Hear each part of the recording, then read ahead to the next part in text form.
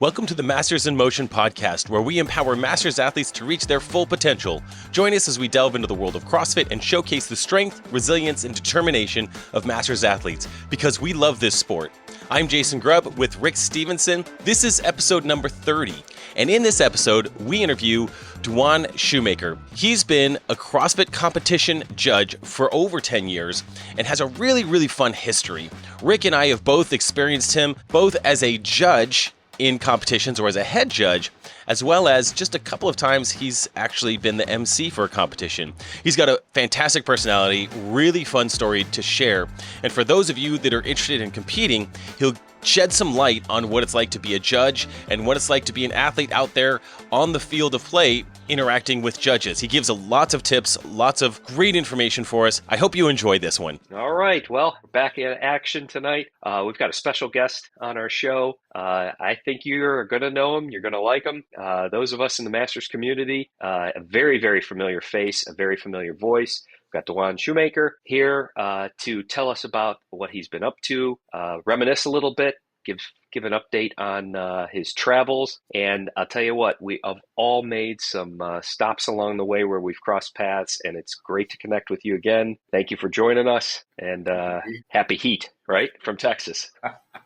Dead heat and the dead heat. Dead heat. Yeah, we're Jason and I are not in the heat like you are, but you found yourself in Texas, right? After spending a lot of time over on the East Coast, and I think that's where we all knew you always came from. And I think the one interesting thing was always on any of your posts, it was always your shoe game when you were flying out to wherever you were working. Heading out somewhere. And somewhere. Yeah. So tell us a little bit about what you've been up to, or first maybe kind of how you started in being as involved in the sport, and So it's a little background. About 10 years ago, I got into CrossFit, and I played football in college. I played football professionally, and I wanted to not be a football player anymore at some point in my life. We all get to that crossroad, but I was still doing the football player workouts in the gym. The bench press, the squat, the deadlift, the football bro stuff. And I started to resent it. Mm-hmm. I hated it. I was like, why am I even working out? I don't have a game. Here I am 30 some odd years old. Like, I'm done. I quit. Literally, I'd be in mid set and I quit. So I had friends since 07, 08 tried to tell me like, hey, you should do this CrossFit thing. It's pretty cool. And I was like, nah, like I'm a guy. I'm a straight guy. I don't like CrossFit. It's not for me. Right. All the misconceptions that we all had at one,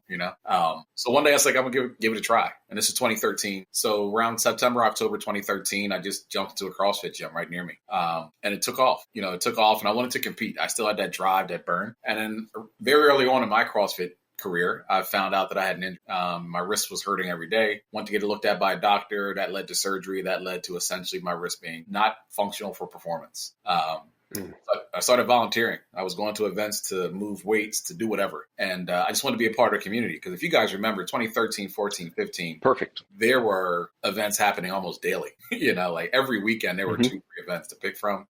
Superfit. Have either of you ever done Superfit before? Even heard of it?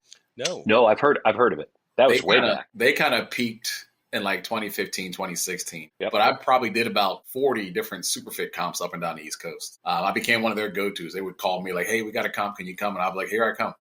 The funny part of it, you guys laugh, as a grown-up, I was in it for a T-shirt. I was in it for the community, but I love T-shirts. To this day, I love T-shirts. Like been there, done that, got the shirt. Like that's me. So it was always T-shirts. And then I started getting shoot. And then I started getting a little bit of notoriety for like being a pretty good judge. So people wanted to compensate me. And that's a whole different conversation we'll have later.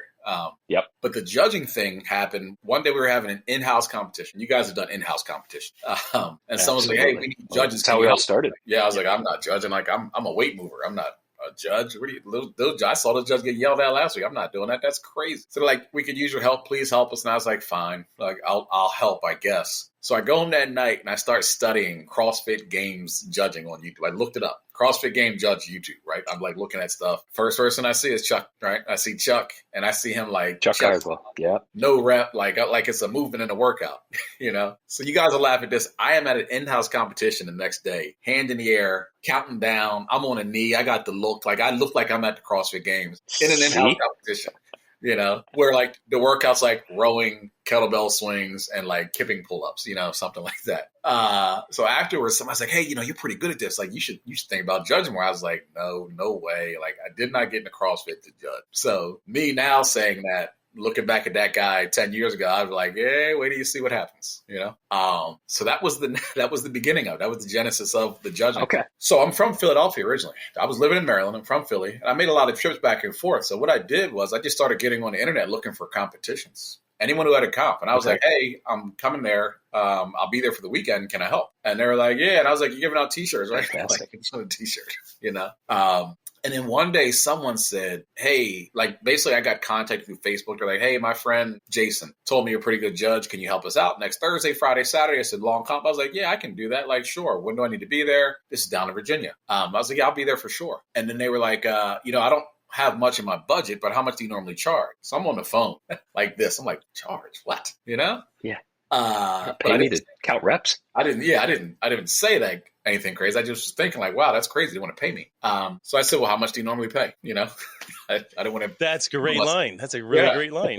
And he goes, well, I got $400 in my budget. Like, does that work? Now here, look, $400 doesn't make any of us move, dance, or shake. And it's good grocery money, bill money real quick, right? Sure. But to judge a CrossFit competition, right? Like, are you serious? Yeah. Like, 400, someone's give me money to come to a CrossFit comp where all I want is a T-shirt, So I was like, yeah, I think that'll work. I'm good with that.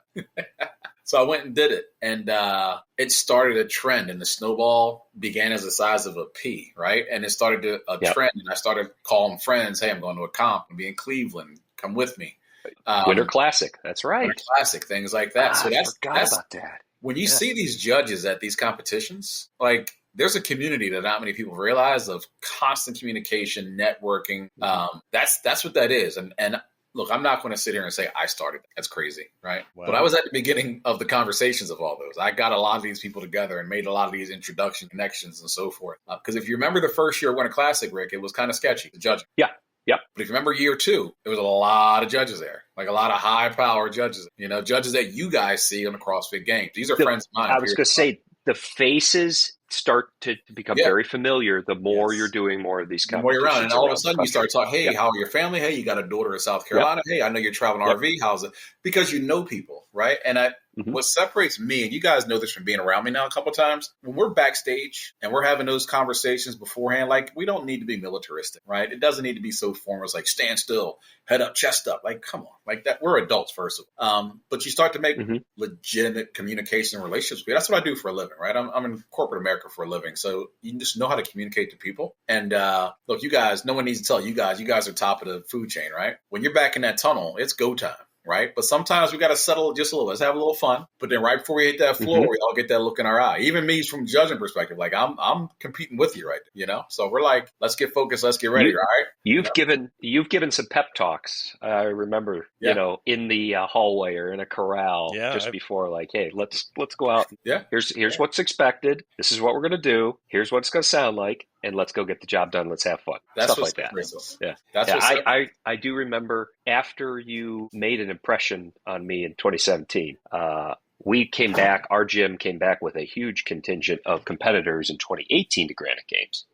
And, you made another impression on them as well. But when I went to TFX in Austin, and I didn't know that I thought you were just local to St. Cloud. I had no idea.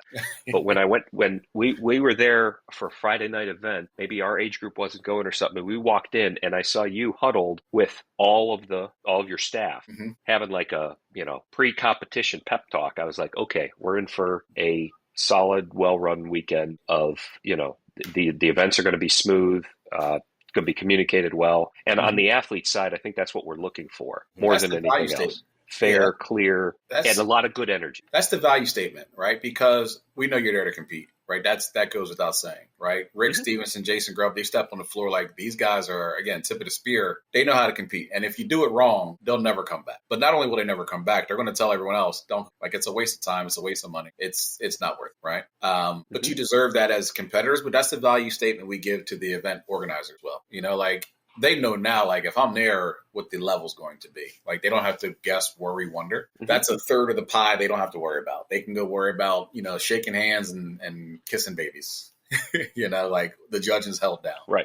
Right. It just so happens, again, Jason, we say this jokingly, Rick's seen me MC twice now, which is I should say one off, but it's happened twice now. But that's another thing that, look, if you need someone to grab a mic, I can be silly on a microphone. I talk all day for a living. That's fine, but I'm not an MC. I prefer to make sure the judges work, But do you get questions like that now now that, everything's opened back up? And I know that competitions were real thin there for a while. Yeah. 2020, 2021, it was, man, who could travel? What can you do? But now, now I would say if you look at like Morning Chalk Up and you look at their calendar, there's an event going on. There's events all over the place. There's events almost every weekend. There's something.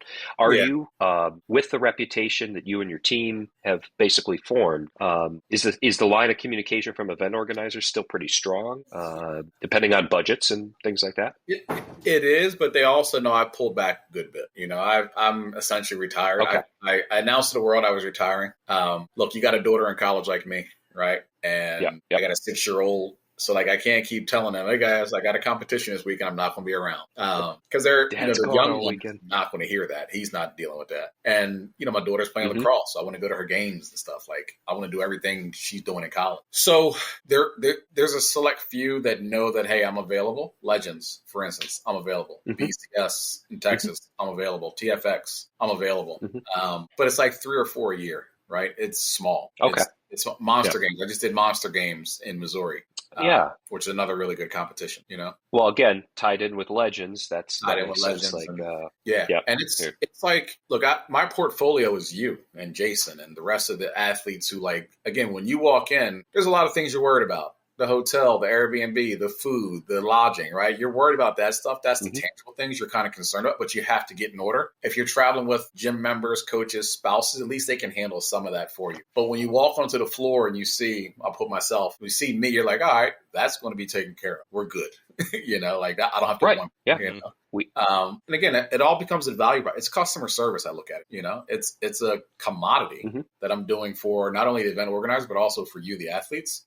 Judges mess up, and you guys have seen me not chastise. That's the wrong use, but correct them. Right, we'll correct them in a normal, communicative way. Right, it doesn't have to be punitive. Oh my God, you're a terrible person, you 45-year-old doctor and father, and who talk? But some volunteer. People yeah, key thing being a volunteer. And some people do talk to that's the thing. Adult peers that way, and that you catch more flies with honey. Right, that's what. Did you run? Did you judge at the Legends Championship in 2020 out in Arizona? I was not there for that one. That was the COVID year. Okay. And I know everything got dialed back, and I know that was stand on your circle, get out of your circle, disappear kind of thing. Yeah, the famous circles. It was interesting. You mentioned these. You mentioned the judges that you see at events consistently. I mean, the circuit that this group of judges, someone's traveling. I was wondering about how you've created such professionalism in them. So even though you weren't there, I feel like your influence was there. I'll tell you that specifically, I was in one of the middle lanes, which had a consistent judge on the second event floor who happened to be one of my personal training clients at the time. He didn't even tell me he was going to be there. He just happened to be oh, he's my judge, and he's not going to break any ethical boundary in any way whatsoever. In fact, he was mostly nervous about giving me a no rep. I don't want to give Jason a no rep. And after each event, he's like, thank you. You're the easiest, you're easy to judge. I don't have to worry about no reps, but I would have given one. And I'd have been, that's fine. I would have charged you double for training you. But no.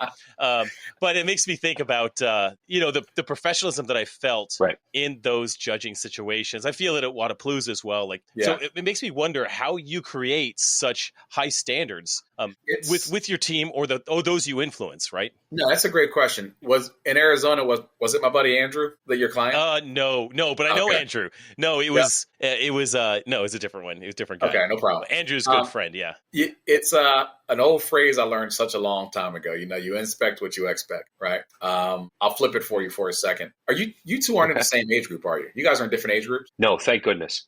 So here's the deal. We overlap a year. think of it this way, and as both of you are pretty much the top of your age groups, when your competitors step on the floor and they see you, right, or they know you're going to be at an event, their prep changes, right? Even subconsciously, they're like, damn, what's Rick going to be doing? Like, even that year, Rick, you were out with the foot, they're like, shit, right? Like, Rick's out, I got a chance, Or, God forbid, Jason, maybe you go down and you're not competing. You're like, oh, I got a chance now. But it's like, the point is, they know when you're around. You look at the field, absolutely. You raise that level, right? LeBron James steps onto a court. They're like, I got to play ball because this guy's a professional, So you set the standard of professionalism first and foremost, but then you also treat people well and make them feel as a part of it. And it's not pandering. It's not phony. Like, it's very genuine and authentic. That's just who I am as a person. But when people see you also, like at BCS this past weekend, I grabbed a clipboard because we were short of judges. I'll do it, right? But once they see the top doing what they need to do, that's trickle down, effectiveness. So that is, that culture of the judges, and the judges take it seriously. And there's some really good I was so happy to see this year, I'm stepping off topic a little bit, that they finally let the judges, who really judge the most for repetition, judge the individual elite athletes at games, because typically it's seminar stats. Right. Yeah. And the analogy I always give is, imagine when the Super Bowl comes around, the NFL is saying, okay, officials, we don't want you officiating. We're going to let the coaches ref this game. Seminar staff are coaches. They don't have They don't have the chops. They don't have the speed and the repetition down of competition like these judges do. But those judges were on the floor this year. So I'm texting like crazy. Oh, my God, it's about goddamn time. They let you guys get on the floor. That's awesome. You deserve it. Kill it, But the original question you asked, like, that culture is built from reps and reps and reps and communication and lots of planning. People don't realize the planning that goes on behind the scenes with the judges and the communication. Like, that's thorough. Tell us about that. What is that like behind the scenes? Yeah, I was just curious. We know our behind the scenes. We warm up. We're there to battle. We do all that stuff. And we just walk on the floor, and there's a group of judges. They know the workout. They know how to direct us. They're dealing with human beings. And they're also having to deal with good reps, bad reps, make judgment calls on the floor. Yeah. They feel the pressure of the head judge behind them, right?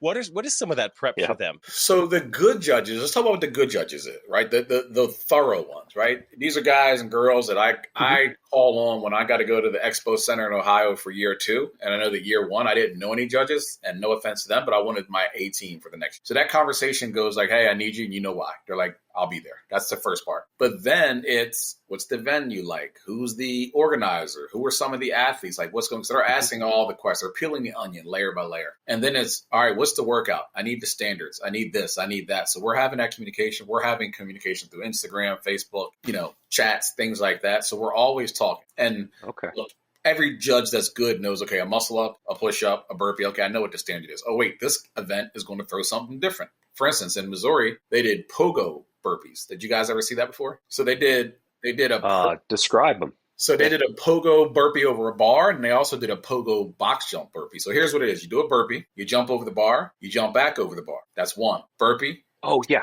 Jump. Yep. So that's one. But the box jump's like burpee, box jump, land, box jump, land, burp. So it was that. But you got to know that. So it's a communication of, this is different. Get ready for it. And then they look it up. So there's that, all the prep work going in, right? Just the prep work that's normal. So you think of that. And then on game day, because these people are so good, they know me from saying this all the time. So I'll say, hey, Jason, I know we're moving 100 miles an hour, but we know each other's looks and eyes. And a lot of times I'm going to ask you to do something that I know you're already going to be doing, but just know that I'm not trying to be, condescending. And Jason's like, that's important, right?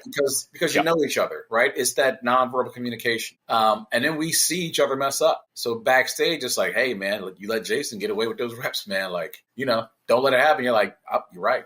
I got it, because they're going to fail. And I settle them in that pregame pep talk. Another thing I do, and you guys have both seen this. Have you ever seen me? You've seen it at Legends. And Rick, you've probably seen it at Granite Games or else. Mm-hmm. You know those little huddles I call in the middle of the floor? Absolutely. Yep. Little peek behind the curtain here. We're not talking about anything serious in those huddles. It's a commercial break. Okay. It's a commercial break. It's to soothe the nerves. It's to be like, hey, top heat's coming out. Jason Grubb's going to be on the floor. He's a 5-time champion, but guess what that changes for us? Absolutely nothing. If he messes up, let him know. If he does it great, let him know, right?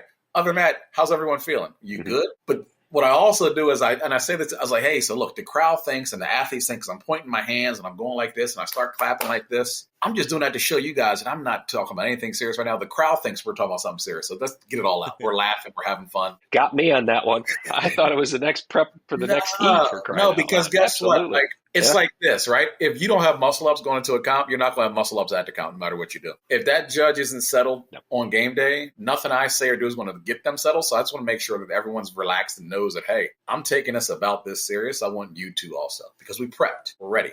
You know, but the more you make people feel good about what they're doing, the better they will respond, period. I'm sure they need that mental reprieve as well. That little encouragement, the intensity of judging, like, it's not easy. You're working hard on your feet, multiple heats at a time, getting out there for just that, like, letdown. Hey, I'm not performing right now. I could just relax my face. I can relax my arms and relax my fingers that are counting down. I can stop counting for a second. And just be at ease in the middle of the floor here. And then, like, okay, break. Now let's go back to work. Like, it's a nice, it's a really smart recharge for them. And it's talent management, right? It's talent management. Rick, what kind of work do you do, Rick, during the day when you're not working out like a madman? I'm at PNC Bank. Okay. Jason, are you work during the day? Or, I mean, you're traveling the world, so I'm guessing you do something. I travel. I create content. Basically, I create content and training all day, every day, just by myself. Yeah. There you go. So, you know, the point I'm asking why you do that is, like, there's that talent management piece that you do with people at the job, right? So, Rick, you're in banking, right?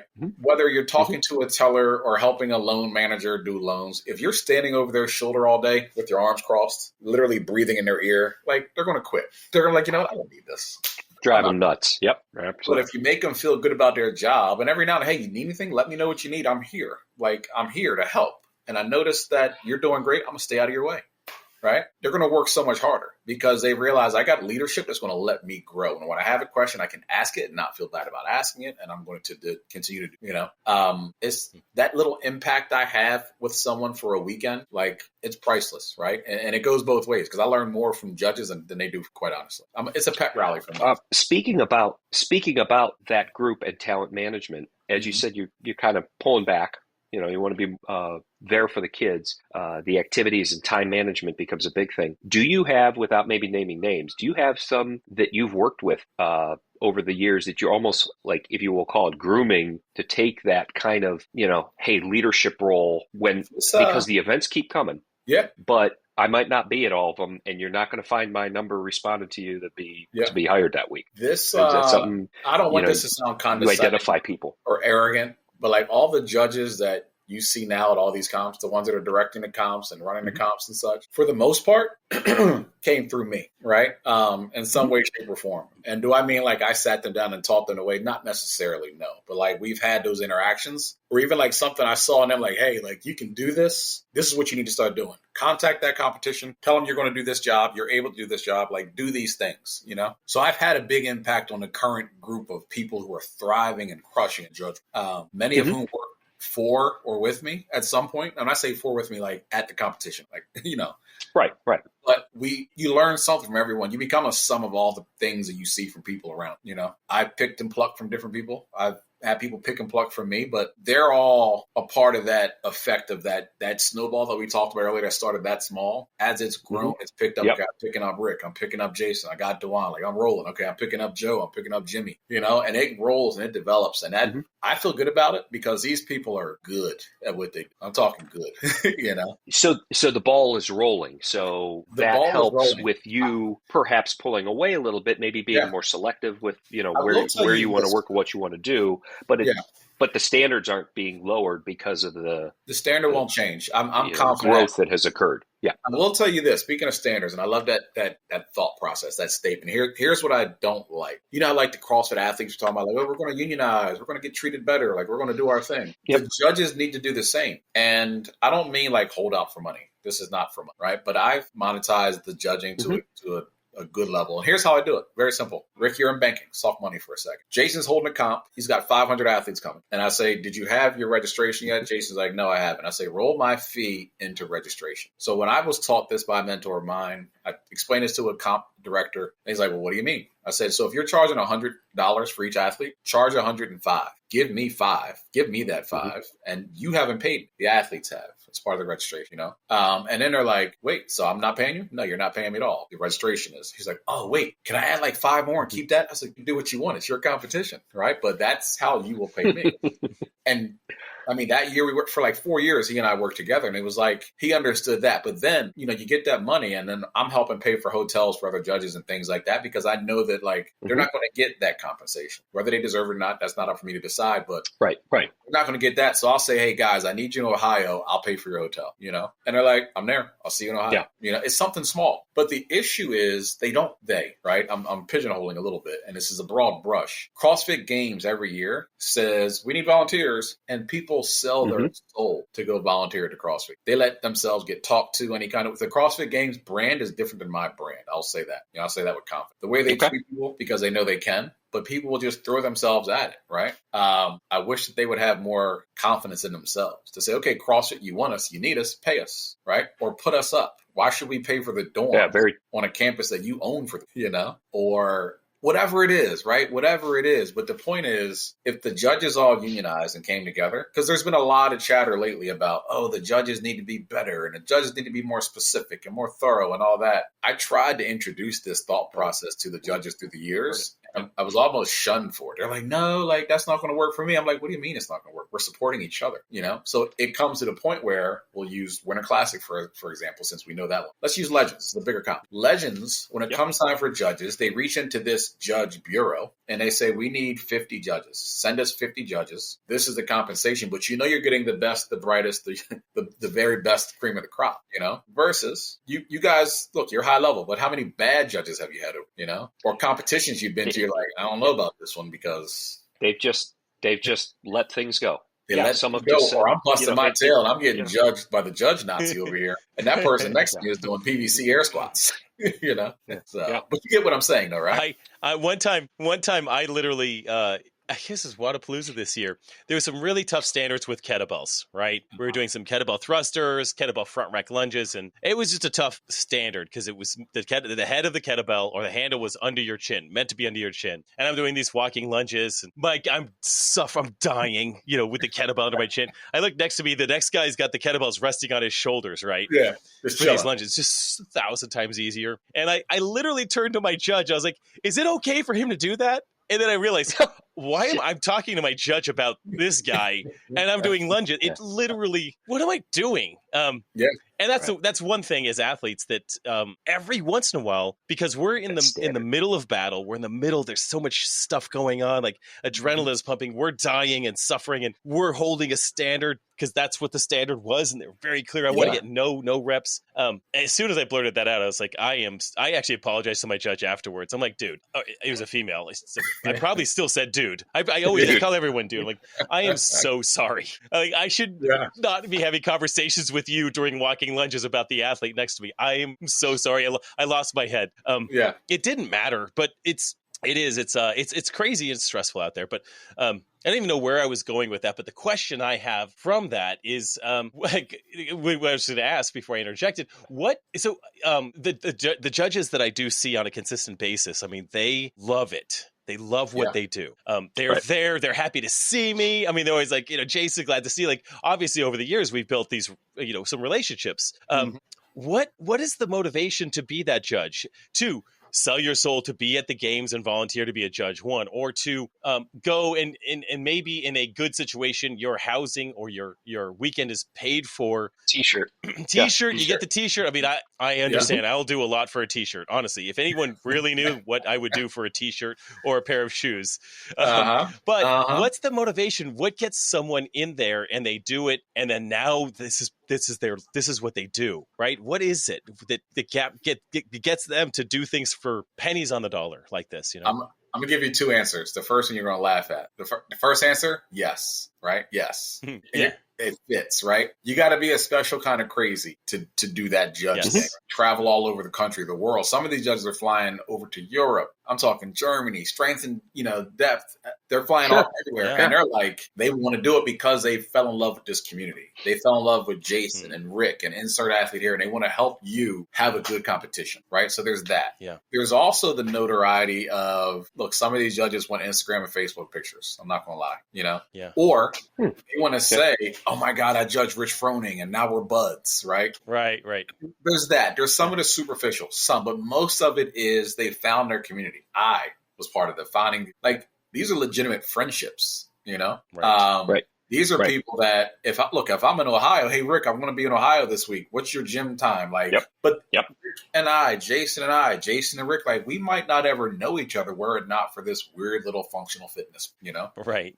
So the biggest motivation is they fall in love with the community. They have a sense of belonging and they want to do a really good job. That's the biggest reason. The other things are kind of outliers that I mentioned. Everything has to work because the athletes aren't going to have an experience if you don't have anybody there to judge. And the event organizers won't have athletes there if they know that they can't put an event together that runs well, smoothly, is consistent. I mean, the pieces parts have to fit. They have to fit. And everybody, the athletes have their role and everybody has a role to play. And that's just, we're still in the infancy of this. That's the beautiful part. I mean, I feel like my body tells me I'm getting beat up enough that I've been at it a long time, but we're truly in the infancy of the sport. And we have to remember that this is the groundwork that's being laid for, 10, 20 years down the road of successful events because no one wants to see it, disappear. Let me ask you guys both this from a monetary standpoint. If someone were to tell you, look, your registration cost is what it is. That sustains the comp. That does that. But they also said, hey, we're going to ask every competitor to donate $50, right? And this $50 helps us pay for our volunteers, because we need to substantiate their greatness, whatever. Who's going to say no to them, right? No one's Honestly. saying no. If it's a checkbox, you're not saying no. Everyone's saying yes. Especially in a Masters division where, look, Masters, I had this conversation with the Masters chatter team, and I'll say this till I'm blue in the face. It's like, this is a division that will sustain the sport. Scale also, in a sense, because scale, most people are scale, and scale is going to have 25 teams from every gym, and they're going to support each other, and they're going to pay for tickets and all that. But like the Masters community, you don't need a certain amount of Instagram followers to justify for your sponsor to buy you a ticket. That's not realistic. You have the means and the ends to get to where you need to. So, okay, we're going to Arizona. Let me get my tickets. Let me get my hotel. I'll be there, right? But you also want to make things are decent and right. So you're like, all right, I'm going to pay for the judging. Here's a couple bucks, and everyone's going to put in. And now the judge is like, look, I'm not asking for $1 million. I'm just asking for my hotel to get covered, or an Airbnb big enough for all of us, or a rental car, whatever. Right. And that's what also the judges I'll talk, because look, I don't tell them all the monetary back end stuff that I'm doing because I'm usually the head of it and I need to run the event, and I don't want to make them feel like, well, I need that too, or whatever. Right. But I'm telling them how to get theirs too. I'm telling them what they need to ask. I was going to say, because at some point they're on their own. They're on their own. Or they're going to, when we leave here, they're going to run a comp somewhere else, Correct. Yeah. Can I ask, will you be in Arizona? This that's the plan. All right. That's the plan. All right. I just saw Jason in Missouri, okay, good. Yeah. Jason. I saw Jason. He's excited. They're really fired up about the whole thing with Arizona State and the bigger venue and the allowing the things to happen that their dreams of happening are. Yeah. It's going to be big. It's going to be big. Well, there won't be circles. And not we're hoping that they don't get rain during that weekend. They'll be fine. It's not outside. Whatever they've got the whole camp. They're going to be swimming. And I think the swim center in Arizona is outdoors. Yeah. Oh, that's fine. Perfect. I mean, we can. You can swim in the rain. Yeah, you can swim in the rain. I'd rather swim in the rain than do snatches in the rain. Obviously. I want to ask you. We're all fathers here, and no one ever asks you to choose your favorite child. But I will ask you.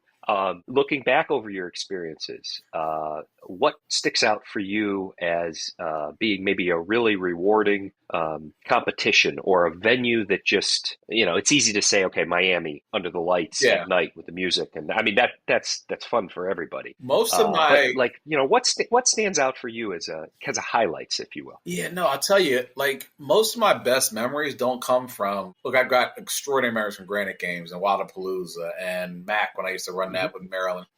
the big things, the macro things, right? Like it's easy to think of what was the biggest event you ever saw? Okay, 20,000 people, right?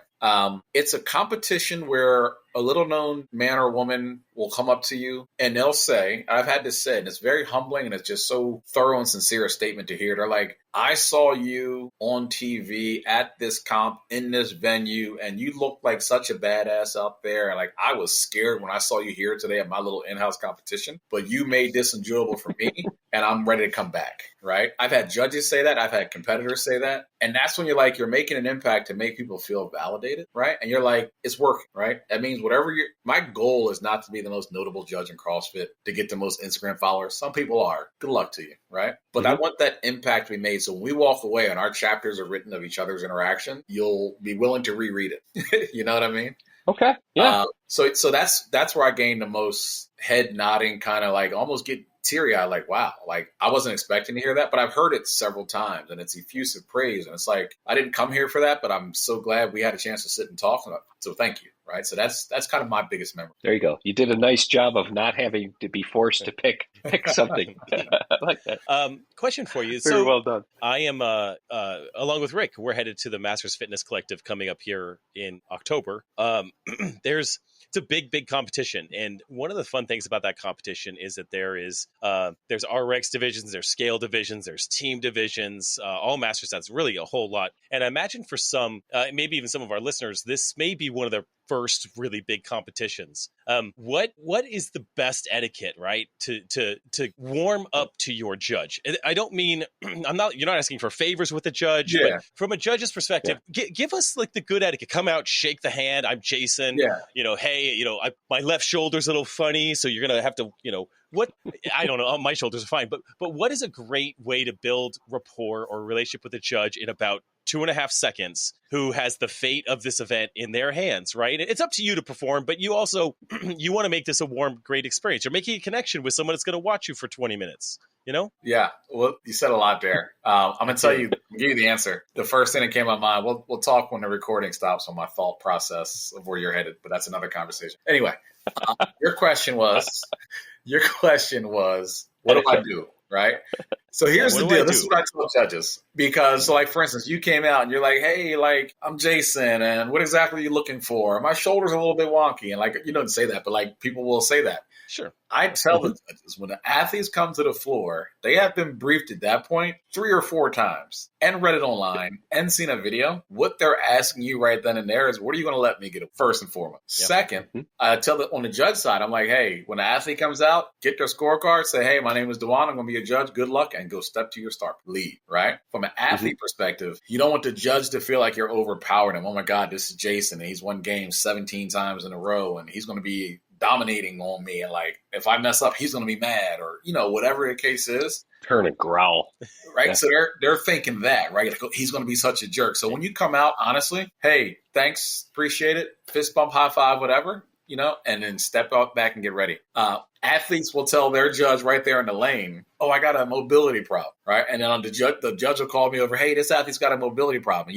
This is what I say. They didn't tell us that backstage. Sucks for them, right?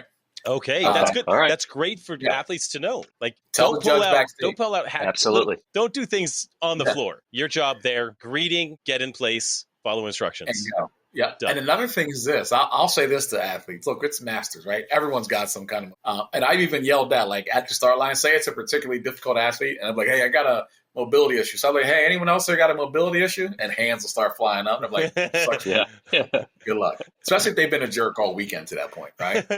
I'll fire back they'll be like, I can't do this. Well, you should be adaptive. There is absolutely nothing wrong with the adaptive division, 100%. First and foremost, let me say that first. However, I can't have you competing against able-bodied athletes who are having to commit to a standard. You're doing half the work. You're going to win some money because of it. Like, right? So that offends them usually. And I wanted to offend them. Good. I'm glad you're offended, right? I'm not going to let this judge have pity on you because you're trying to cheat. You're 2 days into this competition. You never said a word, but all of a sudden now you got to do some pull-ups. You're walking around showing us all your big traps and biceps all day, but now you can't do a pull-up. I don't want to hear it. Good luck to you. I love the clarity. I love the clarity of that because there's no gray areas in this. It's this is a rep. This is not a rep. That's it. And as athletes, if there was anything other than that message, we're competitive and we're gonna try to find the shortcuts. We're gonna look for that, and like that quick thing, whatever. I mean, not really looking for that, but I will say that, at the games when we're running Helen, like you had to run out there and do a turnaround. You wanted to turn around on the inside. You did not want to be on the outside. So that is, you're battling your competitors to stay on the inside, to not run further. So we'll do whatever we can to have the advantage, not cutting corners, but I remember I think Vellner talked about like elbowing a guy. Or I don't know if he got elbowed. Someone else, in a 400, 500 meter run at the games. Like this just happens. It's a battle out there. But to have the judges, it's competition. It's black and white for the judges, and I love that. And that makes it the level playing field is all we're looking for. Just make sure that rep and this rep and my reps are all meeting a standard. Like I'm competing against Rick because we're both at that standard, right? And that's that. So I love that. That's the line. That's what you tell the judges. Look, Jason doesn't mind the workout sucking, nor does Rick, but Jason wants to make sure it sucks as much for Rick as it does for him. Yeah, right. So correct. If he's got to hold that thing under his chin with his elbows at ear level, right? Like he wants to look over and make sure Rick's not doing this. I actually wanted to suck more for Rick. I mean, I wanted to be fair, but I wanted to just out of spite. Hey, pick on the old man. That's not fair. So that's that's the best thing to do when you get out there. If you do have an injury, just communicate it to the head judge beforehand, right? When they're at the briefing. Yeah, that's great. Seek out the head judge. Hey, you're going to be the head judge, right? Yes. So can I share this with you and the event director now? I just want to let this be known so it's not like a fishy thing on day 3, But at least you're using integrity, right? And then what happens is going into each briefing, we'll say to the judge, this is Jason. This is his lockout point, but this has to be his lockout point every rep. The moment it deviates from that a little bit, rep it, right? And then it's like, okay. Got it. But Jason hears me say best advice. Yeah. What's the advice for athletes? I've been lucky enough to not have a disagreement with a judge. Never have. It's always just run smoothly. But I mean, maybe it will at some point in the future. But you're on the competition floor, and you and your judge are not on the same page on something. Yeah. Oh yeah. What do you do? What's the right protocol for the judge as an athlete? Actually, as an athlete and as a judge, I think this is both from both sides. Yeah. As an athlete, it's do what the judge says, right? If worse comes to absolute worse, and I want you and all your peers to hear this, and hopefully they'll lock this in, get the head judge over here now. Just say that, right? Yes, right in the minute. Yep. If it happens, this has happened before the heat. This has happened in Miami. This has happened in DC. This has happened almost everywhere I've been. I've had judges say to an athlete, not going to repeat any judges' names, but they've said, I'll fill in Rick Stevenson's names here. Oh, you're Rick Stevenson. You're a games champ. I'm going to judge you extra tough, right? And this is literally, as they're saying, athletes, 30 seconds. You're like, time out. Give me the head judge. Literally step onto the floor as an athlete, start waving your hands, say, I need a judge right now. I need a head judge. Switch him because they just said that, right? Do that because, look, there's championships on the line. That's not you being a jerk. Yeah. That's you saying, I don't want to get screwed by this person who just told me they're going to screw me, Yeah. But I've told athletes that who will tell me after the event, like, hey, the judge said this. I'm like, you're the third person to tell me that. I'm starting to believe it. Like, I need to fix that. On the flip side of it, though, because you're not always right? Like Jason and Rick and whomever, right, are going to be wrong sometimes, right? It's in the heat of the moment. You're going 100 miles an hour. Your brain has gone dark. I will tell the judges, you guys remember the show SpongeBob? Mm-hmm. Right? So I'll tell the judges verbatim. I'll say, hey, if an athlete starts to argue with one, just get your hand up, get me over there. But make the dumbest face you can possibly. And the more they argue, get dumber and dumber by the word to the point you turn this funny. But I'll tell them the clock doesn't stop. Like the workout's sure. So then let them know, look, I'm not here to argue with you. You're talking. I just went dumb. Like you went dumb, so I went dumber. From my experience, a good head judge is always close by too. Yeah. So if you say, you keep getting no rep, and you're like, what am I doing? And you wait. I mean, those head judges are very responsive. It doesn't matter where I've been or what I've done. I mean, they're like hawks. And I don't know if you ever heard it or has it been said to you directly. You've heard it maybe said to a neighboring athlete. Like what I'll do is, because usually we'll talk about it before the heat even. I'll be like, hey, Jason's got bad mobility. He's not going to get to depth. I'm letting you know that right now. Banging with a no rep right away, or you're going to have a long heat, right? So right away, you see that judge either listening and start banging it with no reps, or they're letting it get away. But I have had it where I got to walk over to a lane. And as soon as I get there, to really make the athlete understand what's going on, as soon as I'm heading over, I'll get right behind the judge. I'm like, Jason, you're still not getting depth, are you? And right away, Jason's like, You know, Oh, there it is. now I got double eyes on me, you know? Well, when you're an athlete in the heat of the moment and the head judge comes over, you haven't had a disagreement. You're just the head judge is circling and happens to stop and stand by you. It's like that extra teacher in your school depth. looking over you. You get the at depth all of a Yeah, sudden. you just know. All of a That's sudden. what I But tell that's the what judges. you're trying to do. You I'll want to tell hit them. standards. I'll say, you'll know rep an athlete, they'll start giving you a hard time, and all of a sudden I'll walk over there and their anus will be on the ground. It's magical. They're not afraid of me. It's just they realize the game's not working, you know? Yeah. But it's like they realize, okay, the gig is up. I got to go. Or sometimes you guys don't know it. I'm behind you, right? And I'm locked in with the judge because I'll tell the judge, I'll say, hey, look at me, you know? And I'm behind the athlete. And then by virtue of that, now the judge feels it easy because now they got some help and they're like, hey, thanks for that because I wasn't sure. Or I didn't realize I should look for this or that, you know? And I'll say I know the athlete, hey, that athlete doesn't ever do this right. I knew he wasn't or she wasn't. So I made sure we had double eyes, you know? We want to be respectful of your time. I have one last question. Rick, you may have one more as well. My last question is, okay, let's say I want to get into judging because this just sounds really cool. You've made this sound like something that's very attractive, and I want to get into judging. Where do I go? How do I get into this? I mean, I know I could talk to the local. What do I do? I would have no idea what to do, to be honest. So how do I do Absolutely. this? No, that's a great question. So there's a couple different ways you can do it. If you know someone who does it, and our network's big enough now where there's someone everywhere you can reach out to. So that's one way. And you like, hey, Dwyne, I want to get into judging. Like, introduce me to someone. I'm ready to rock and roll. And I'll say, are you sure? Because like this is the thing, and like this group has high expectations, and like, but you're gonna love it. You're gonna love everyone. They're like, I'm in. Like, I'm in. So there's that. Or you volunteer for the local comp. So say you live near Fort Wayne or you want to go to Fort Wayne. You're like, hey, I know you're going to need judges because every comp always needs judges, right? Hey, I want to volunteer to judge. And then once you're there, you tell the head judges, hey, I want to get involved in more depth here. So like, I'm in, right? So there's that. It's the network use. The way I did it 10 years ago was grassroots. I mean, I was literally, hey, I'm going to be in Minnesota for Granite Games. Can I judge? And them writing back, hey, registration hasn't opened yet, but you're on our list. We'll let you know when it opens. Thank you so much. And I'm in. Like literally, I was stalking people. You know, I've done that. I was everywhere.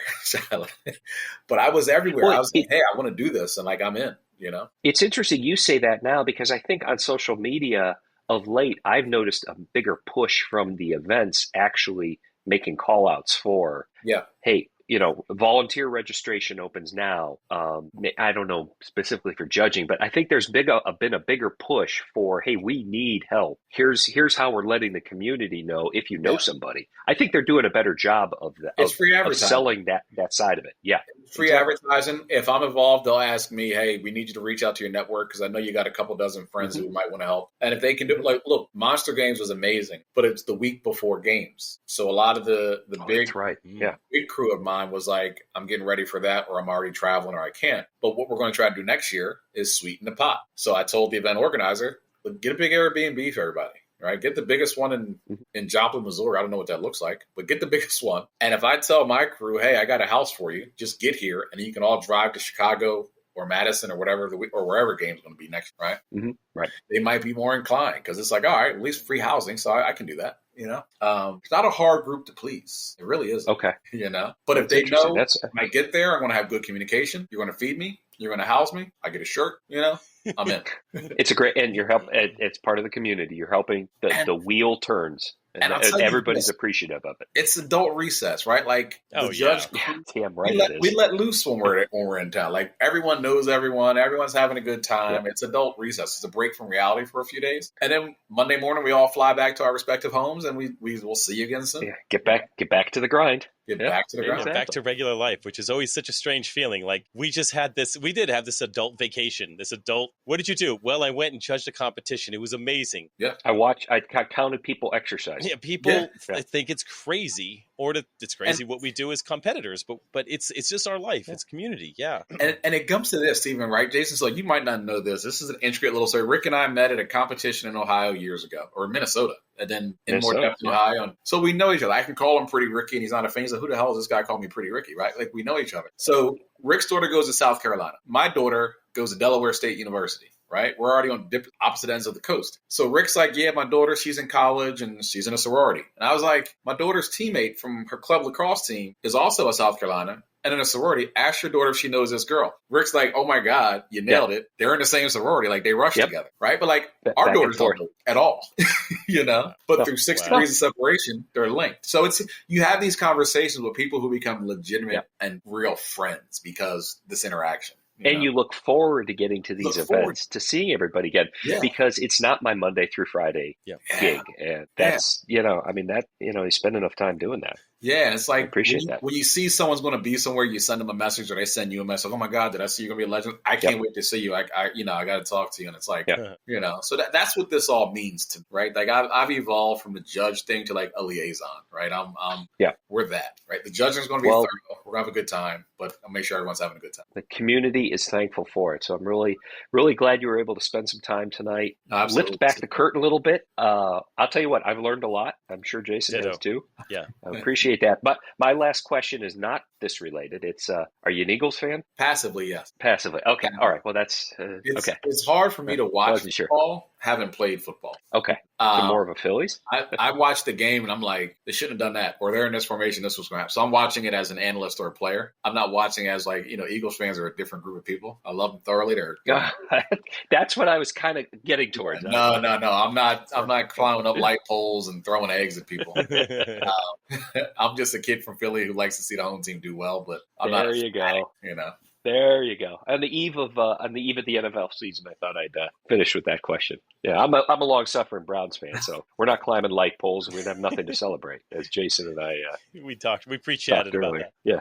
All right, guys. Thank you very much for your time. We really appreciate it. All the best to you. Thank you. Thanks for tuning in to the Masters in Motion podcast. If you found this episode to be helpful, we'd be grateful if you take a moment to leave us a 5-star rating on Apple Podcasts or your preferred podcast app. Your support helps us reach more listeners and grow our Masters community. Until next time, get bolder, not older. See ya.